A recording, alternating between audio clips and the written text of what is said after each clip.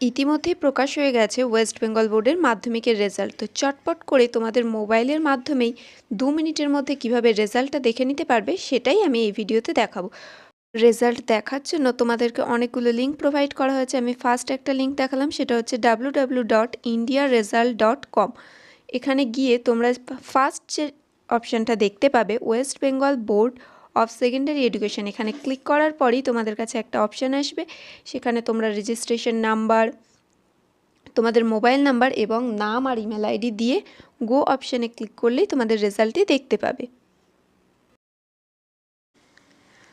আরেকটি লিঙ্ক হলো wbresult.nic.in। এই লিঙ্কে ক্লিক করার পর যেখানে মাধ্যমিক রেজাল্ট বলে অপশানটা রয়েছে ফার্স্টে, ওখানে ক্লিক করার পরেই এরকম একটা পেজ তোমাদের সামনে খুলে যাবে।